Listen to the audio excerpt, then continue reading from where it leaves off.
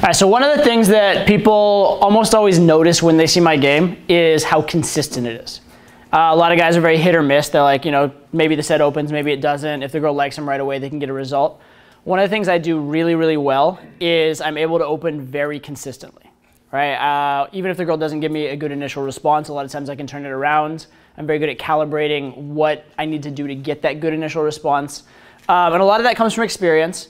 But through that experience, I've actually developed sort of a range of understandings and techniques that help me to be very consistent and help students to kind of have that consistency with opening.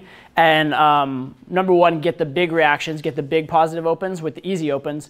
But even on the very difficult ones, girls that are in big groups, girls that are with guys, girls that seem like they're, you know, in a hurry or on their phone or that kind of stuff, to still be able to at least get your foot in the door and convey your personality with that.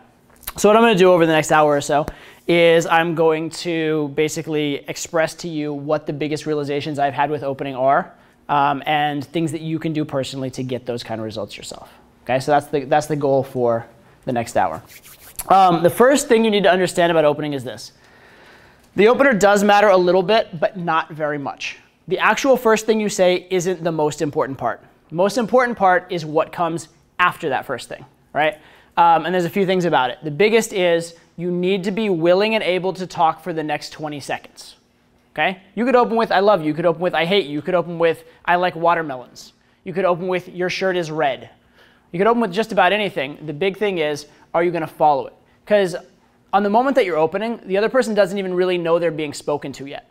Right? Even if you had the world's most clever opener, they probably just realize from it, oh, someone's talking to me. They don't even have time to kind of process and digest it.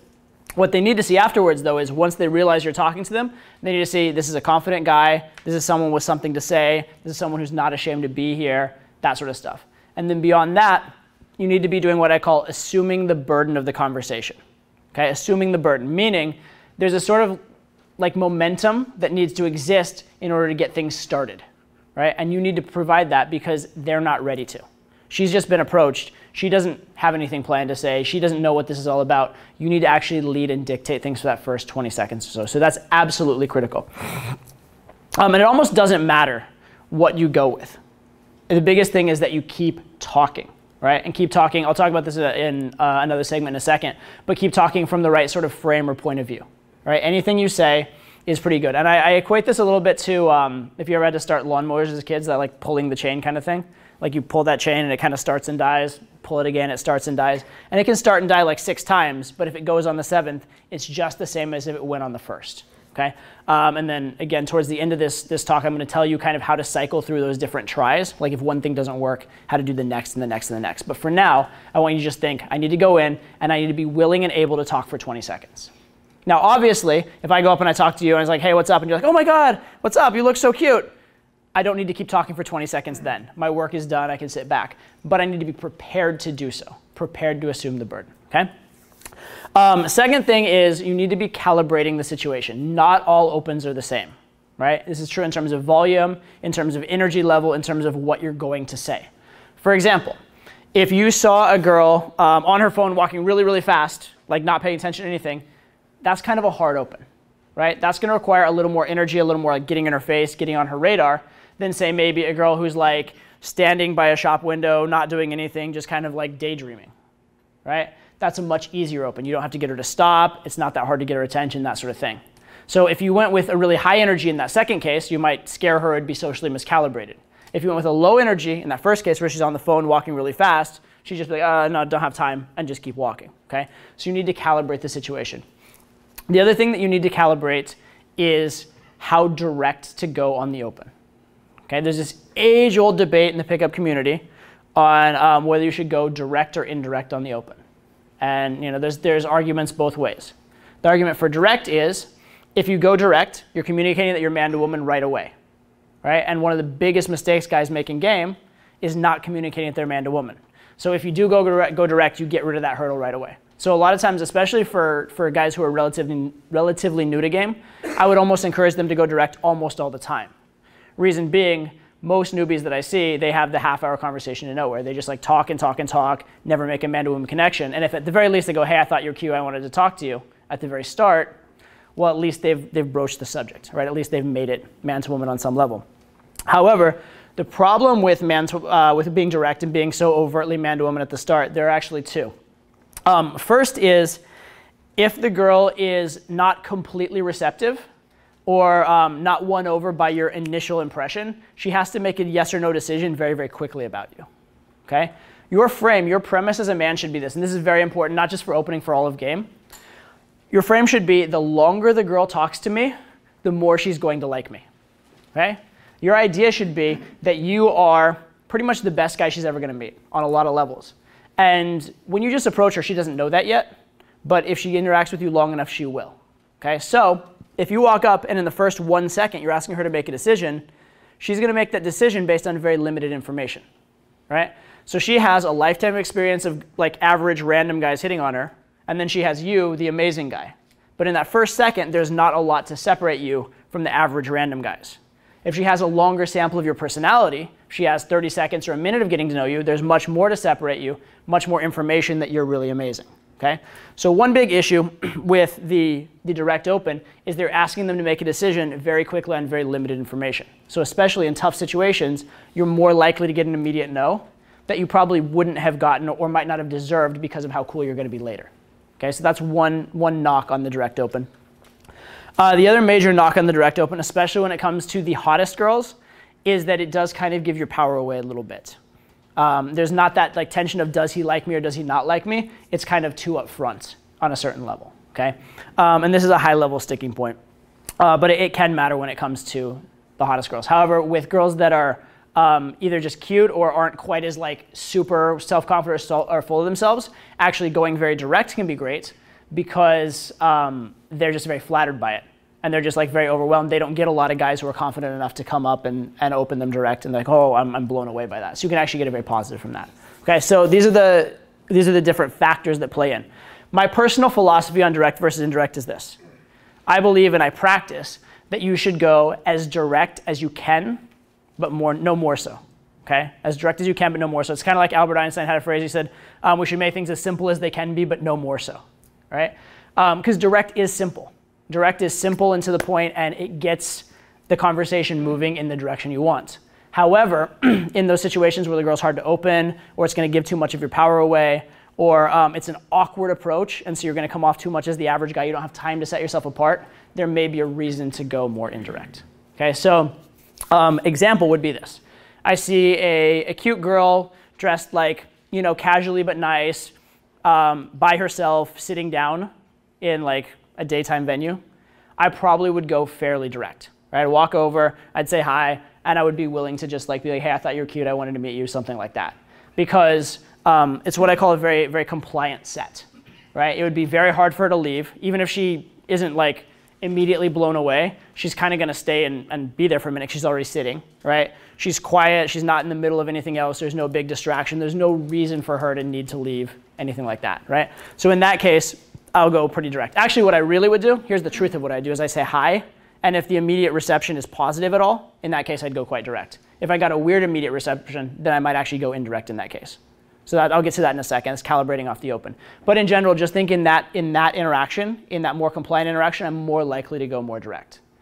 Different interaction would be maybe a group of girls and guys together in a nightclub where they're all kind of like, seem to be having a lot of fun together. There's a lot of energy within the group, that sort of thing, right? In that case, I might judge that if I were to go straight in on one of the girls and go direct, I would get a lot of resistance from the other guys in the group, maybe her other girlfriends who are friends with those guys, that kind of stuff. So I'd be like a little bit of the intruder in the group as far as their social circle. So in that situation, I might go a little more conversational, engage the whole group. I might even engage some of the guys first in that case. The one caution with that, if you do engage, and I'll talk about groups in detail in a little bit. But if you do engage the guys first, you want to be very, very cognizant that the girl you're into is close enough and involved enough in the conversation that she hears you and stays involved. The last thing you want is you start talking to the guys and then the girl's over there. You're having a great conversation with the guys and she doesn't hear it, because then it's all kind of wasted. So you need to be careful of that. But the point is, in that situation where a direct approach might lead to an immediate rejection by the group, then in that case I would tend to go more indirect. Okay? So that's kind of the weighing and balancing factor on the two. And we'll go in more depth on all of those. But just understand the general principle I want you to take away is this. I want you on the open to think, I want to go as direct as I can. Okay, I want to go as direct as I can, but no more so. It's kind of similar to a model that I have, which is the escalation model, which is this, which is that whenever you're in this, consider this the range where things are good. This is 0 to 100. Whenever you're in this range where things are good, you want to be escalating, right? And so if you are a confident guy, if you are a guy who expects a good response, you should expect to be able to move things forward quickly. And being direct is expecting to move things forward quickly. So I would go in and I'd start moving things forward. And then if you get a negative, things are pushed out of the good zone into like a bad zone, then in that case, you need to get back to good before you start escalating more, right? So that's what you want to be doing is being as direct and straightforward as you can in a set. Actually, my ideal set, like my perfect set, when I imagine what a set could be, think of like a bad porno, okay? Think of like you walk in, you like her, she likes you.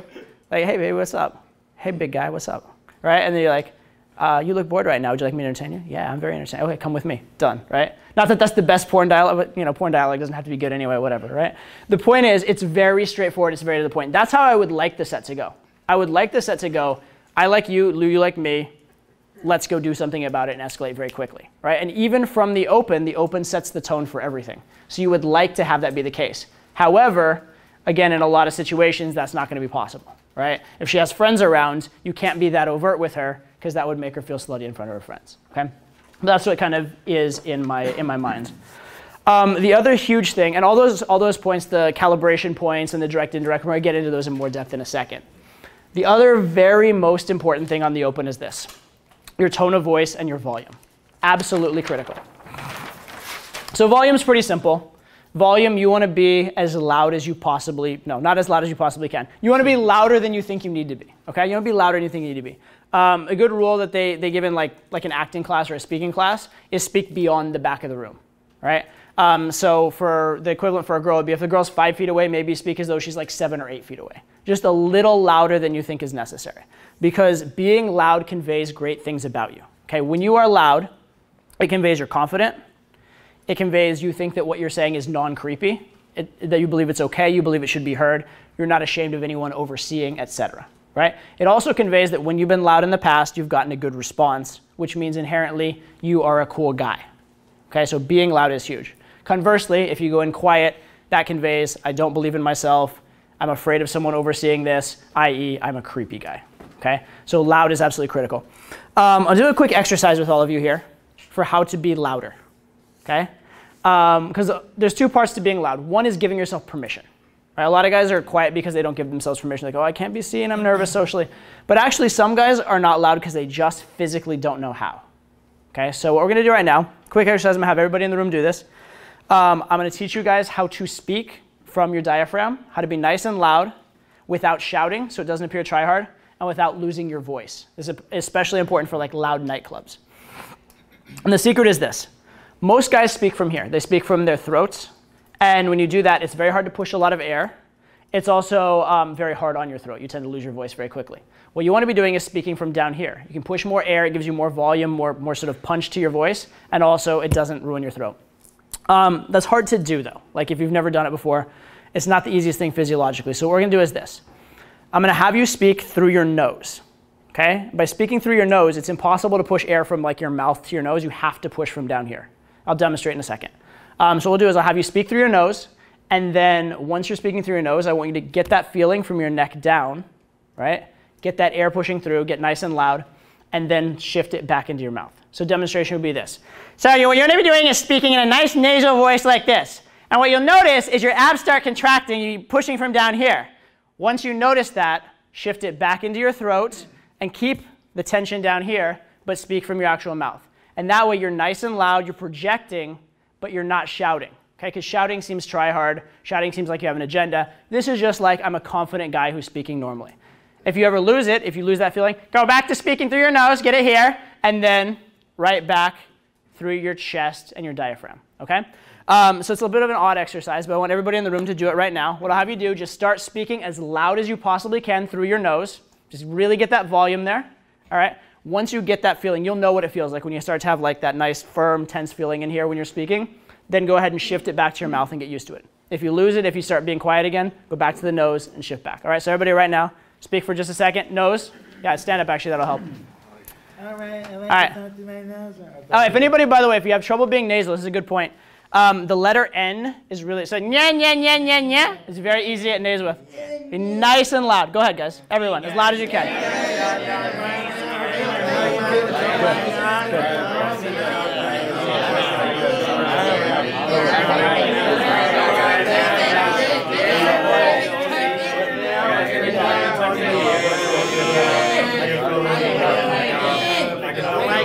Good.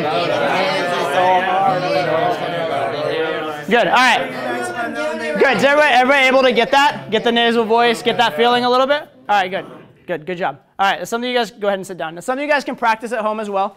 And also, by the way, in a nightclub, you can even, if it's a really, really loud nightclub, you can even get away with, don't be as nasal as we did here, you can even get away with being a little nasal in a nightclub because no one can tell over the music, and it'll actually cut through the music a bit better. So if you really need to get loud, you can even speak that way a little bit. But it'll get you speaking through your diaphragm, make you not lose your voice, okay? And the other big part, like I said, is giving yourself permission to talk loud, right? If occasionally other people seem to like look over when you open a little bit, that's a good thing. I know you're nervous about that if like you're new to game and all that. That's actually a good thing, okay? You need to be that loud. The other thing on opening, in terms of tonality, that's very, very important is this.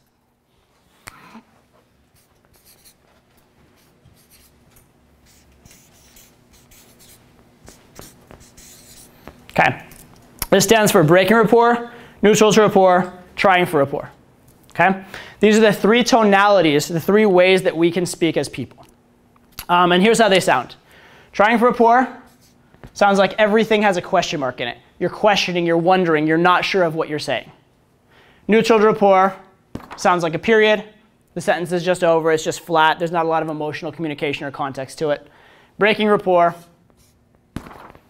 exclamation point at the end of your sentences. It can be angry, it can be excited, whatever, but it has that exclamatory nature and it has that finality to it, okay?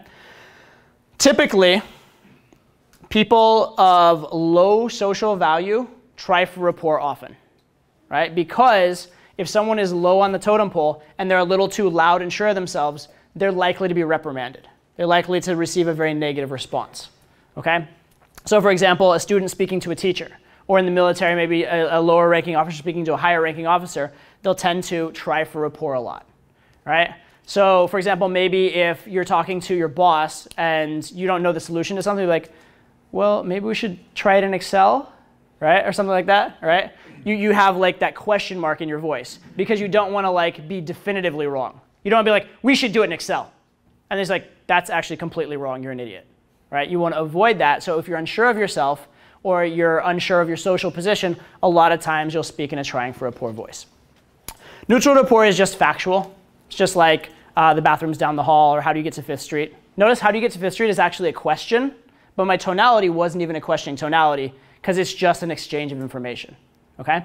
So that's neutral rapport. And then breaking rapport is more of if you're angry or giving a command, okay? This is like value or threat. High value people speak this way, and when someone's issuing a threat or a warning, they speak this way. Now, what do people pay a lot of attention to? They pay a lot of attention to people with high value. They pay a lot of attention to threats and warnings, right? For obvious reasons. High value is an opportunity. Threat or warning is danger. So if you really want to get someone's attention with your first word, it makes sense that having a little bit of that in your speech would be very, very effective, okay?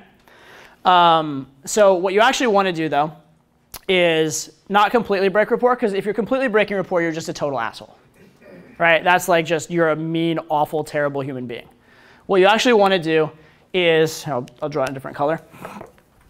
You want to be right about here, between neutral to rapport and breaking rapport, okay? You want to be breaking rapport enough to get someone's attention, but neutral to rapport enough that you're not just a total asshole, you're not just yelling and screaming like a maniac, okay? So in the same way, actually, when we talked about speaking loudly, I said be loud, but you don't want to sound like you're shouting, right? This is like the being loud. This is the not sounding like you're shouting. So your idea is between breaking rapport and neutral rapport. Or actually, the way I like to personally think about it, instead of saying between breaking and neutral, I say this. I say breaking rapport, but with a smile on your face. So instead of being the dickhead breaking rapport, you're kind of like smiling, smirking, breaking rapport. So it's like, hey, you. Yeah. Hey. I fucking hate you. No, I'm just fucking with you. Hi, Todd, nice to meet you. Yeah, nice to meet you. All right? So the tonality, slightly breaking rapport. It has kind of a downward slant. It hits on the end. I'm not even saying necessarily the nicest things. I'm kind of fucking around, right? But at the same time, I have a smile on my face. I'm not like, hey, asshole, motherfucker, get the fuck. It's not like that, right? Because that'd be like full breaking rapport. Right? If you open like that, they're just going to run the other way. Okay? So it's kind of that in between where you're breaking rapport with a smile on your face. Okay, so that's the tonality you're kind of aiming for. If you guys want an exercise to do, actually, let's do it here real fast. I'll give you guys an opening statement. It's not necessarily like the best opener, but it's a decent newbie opener. And you certainly could do a lot worse. The opener is this. Hey, I saw you. I thought you were cute. I wanted to meet you. My name is your name. Okay? Saw you, thought you were cute, wanted to meet you. Or, hey, I thought you were cute, wanted to meet you if you want to make it shorter. My name is your name. Okay? So what I'm going to have you guys do real fast, you guys can stay seated for this one, is I want you to repeat that opener 5 times with trying for rapport tonality. The most extreme trying for rapport tonality you possibly can. Like where every single thing is a question. Like, hi, I wanted to meet you. I thought you were cute. My name's Todd. Right, we're asking for permission, asking if it's okay every single step of the way. All right? So go ahead real fast, 5 times. Repeat that with extreme trying for rapport tonality. Go ahead. I'm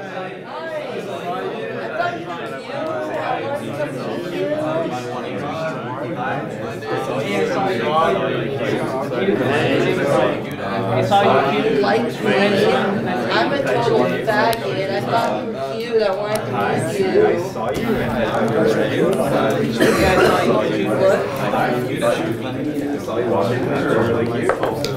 All right, good. How did that feel? Weak? Yeah, very weak, right? Weak, gay. Yeah, some people say like you felt like the woman in the interaction or whatever, but yeah, gay, sure, there you go. It's not weak, it's not very strong, it's not being a leader. It's very like unsure of yourself. It kind of feels in your body. It's very like beta feeling, all right? Okay, now what I want you to do is the exact same opener. Hey, I thought you were cute, I wanted to meet you, my name is, your name. But now neutral to rapport. So here I want you to just be completely flat. No real positive emotion, no real negative emotion, just exchanging facts. As though you're just like reading it out of a page of a book and you're not even like putting it across to a particular person. All right? 5 times, neutral rapport, period at the end of everything. Go ahead.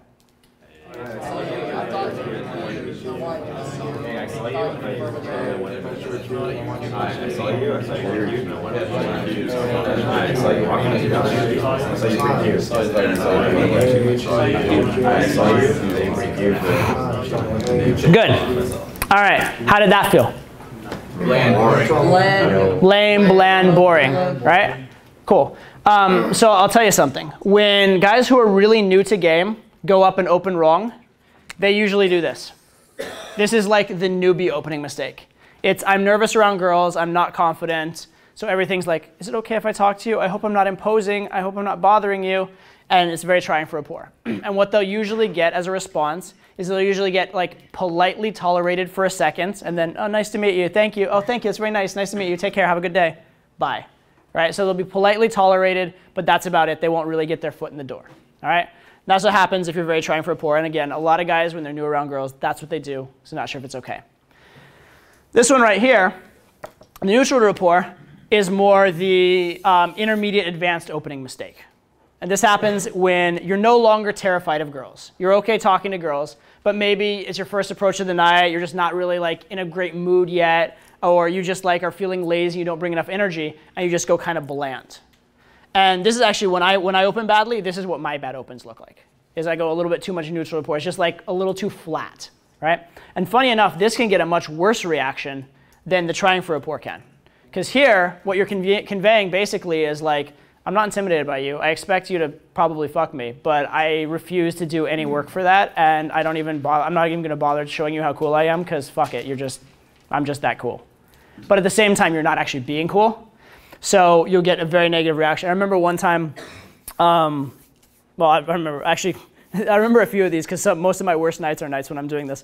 But one particular open I did, it was in Washington, D.C. I walked up to this girl, and I basically just said, hi. And she's like, fuck off. I was like, wow, that was little extreme. All I said was hi. She's like, yeah, well, fuck off. It was a demanding hi, right? And now, granted, this girl was probably more of a bitch than necessary, but she had a point, which was I was going in and I was asking for a lot in terms of I expected a good response, and I was almost demanding a good response, but I wasn't providing any real energy to it. I was being boring and bland, right? And that's a lot of times the intermediate or advanced opening mistake. So that can happen, right? So that's where that comes from. Finally, what I want you to do, actually almost finally, is the same opener. Hey, I thought you were cute. I wanted to meet you. My name is your name. This time I want you to do it in the most extreme breaking rapport tonality you possibly can, like full dickhead. To the point where when you're saying, I thought you were cute, you're saying, I think you're a piece of shit with your voice. And when I wanted to meet you, your voice is saying, I wish you would die. Like extreme, extreme, extreme breaking rapport. Okay? The maximum you can. Go ahead 5 times. Hey! I saw you! I thought you were cute! I want to meet you! Okay, Will Ferrell. It's good. Work on tonality as well as volume. Like not just louder, but like really cutting. I want to meet you. Like really biting with the tonality. Hey! I saw you! I thought you were cute! I want to meet you! My name is Sean! What's your name? Cool. All right, how did that one feel? Huh? I felt like an asshole. I felt like an asshole. I was like, I felt good. I felt like an asshole. Same thing, right? No. So that one feels a lot better. Feels a lot better. In fact, a lot of people. I don't think too many people in this room did it, but a lot of times when people do this, they actually start injecting other words. They start like, I fucking wanted to meet you. It was so good, right? That kind of stuff. They start adding words because when they get in that emotional state, they just find they're just expressing more and more and more. It's kind of funny, right? When you're not in a highly emotional state, you're like, I don't know what to say. When you get in a highly emotional state, you say too much. Right? So yeah, that one's a lot more fun. It's a lot more creative. It feels a lot more powerful. It also, it wouldn't work in the real world. It's a little too much. It's a little over the top. All right. So finally, what I want you to do one time, or 5 times, but one time through the exercise, is the proper opening tonality. All right. So breaking rapport, but still normal, and with a smile on your face. Get that little cocky smirk, that little smile on your face. Hey, the fuck are you? Right. But still with the smile. All right, so 5 times. Hey, I thought you were cute. I wanted to meet you. My name is. All right, go ahead.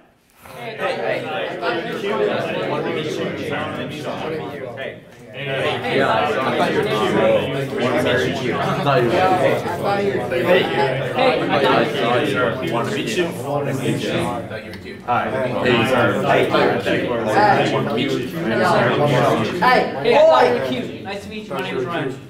Cool, awesome. How'd that feel, guys? Good? Good, all right, cool. So that's the way I want you guys to open. Maybe not necessarily always that opener. In fact, I don't think you should use the exact same opener every time or whatever.